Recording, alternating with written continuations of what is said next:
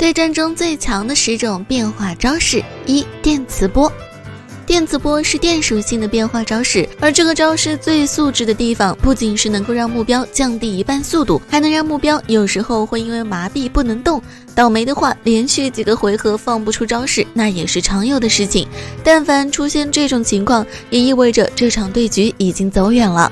当然，电磁波也不是无敌的。它也和别的电系招式一样，会对地面系无效，而且电系宝可梦也完全不会麻痹。可尽管第70代电磁波砍了命中率，但90%的命中还是挺高的。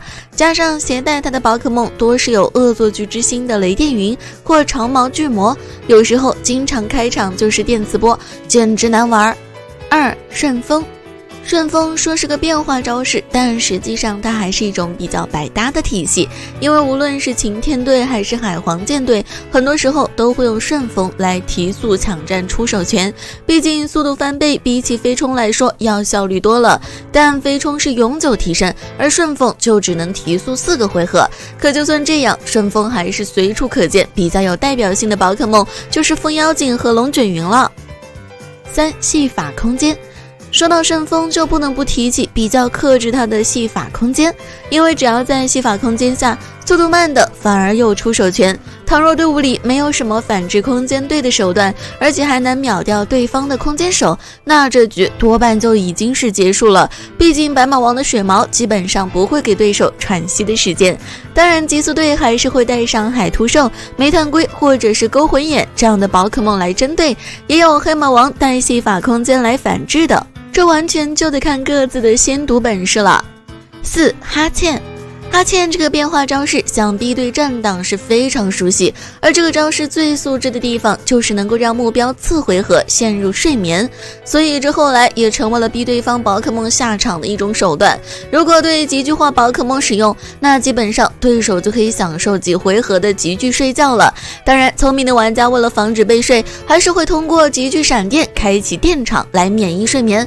当然，电场只对站在地面宝可梦有效，那些会飞的宝可梦还是能够被睡到的。总的来说，这个招式利大于弊，还是非常好用的。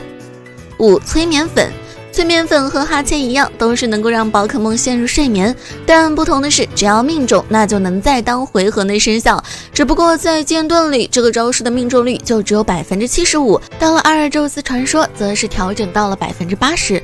而比较常见催眠粉的一个是妙蛙花，只要是晴天叶绿素就能让妙蛙花先手催眠；另一个则是八大蝶，在特性复眼的加成下，催眠粉命中几率直接提高到90%几，几乎就是必中的招式。当然，催眠粉好用是好用，但面对防尘护目镜和草系，这些就没用了。不过现在防睡眠手段并不算多，有时候催眠粉还是能有奇效的。6. 鬼火。鬼火这个招式和电磁波有些相似，都是能让目标直接陷入烧灼状态，而陷入烧灼的宝可梦除了每回合要掉血，在用物理招式时伤害也会直接减半。毫不夸张的说，被烧灼的物理宝可梦基本就和废了没什么区别，哪怕是苍响也不例外。而鬼火的命中率比起电磁波要略低一点，但还是有85%。好在带的人不算特别多，常见的就只有勾魂眼或彷徨叶灵，而且同样对火系宝可梦无效。7. 怪异电波。如果说威吓和鬼火是物攻宝可梦的克星，那怪异电波就是特攻宝可梦的噩梦，因为这个招式是100%命中率，而且能够直接降低目标2段特攻。最主要的是，常带怪异电波的还是有着恶作剧之心的雷电云，又或者是非常肉的多边兽2。一场对局如果不优先解决掉他们，那特攻宝可梦被下降6段特攻也不是什么稀罕事儿。8. 自我再生。自我再生是很多兽流宝可梦最爱的招式，而现在最常碰到的还得是上面屡屡提到的多边兽2，因为这只宝可梦除了带戏法空间外，常带的招式总会有怪异电波、自我再生和欺诈，既能针对物攻宝可梦，也能对付特攻宝可梦，再加上自我再生的高额恢复和特性复制，单挑能力不可谓不强，而且有多边兽2的对局往往都非常拖沓，所以优先激活准没错。9. 抛下狠话。抛下狠话的效果是能够让目标同时降低1级特攻和物攻，并且让使用的宝可梦退场，是个非常好的轮转招式。只可惜会的宝可梦不多，但自从咆哮虎能够遗传抛下狠话后，就直接舍弃了急速折返。毕竟能在退场前削弱对手，比造成的那一点伤害可要香太多了。只要几个轮转对手的宝可梦就能失去了战斗力。不过抛下狠话是声音招式，只要双方都有咆哮虎，那被地狱突刺的话，抛下狠话还是不能够用出来的。所以咆哮虎内战速度也是重中之重，而且要是抛下狠话没接触到目标，那咆哮虎也同样不能下场。不过面对残影这些束缚类的，抛下狠话还是能够切换退场不受影响。但不得不说，抛下狠话还是非常契合咆哮虎的。10. 蘑菇孢子。前面提到了哈欠和催眠粉，那么这里就不能不说睡眠类最强的招是蘑菇孢子。蘑菇孢子完全能够说是哈欠和催眠粉的融合升级版，因为它既能当回合生效，命中率也是100%。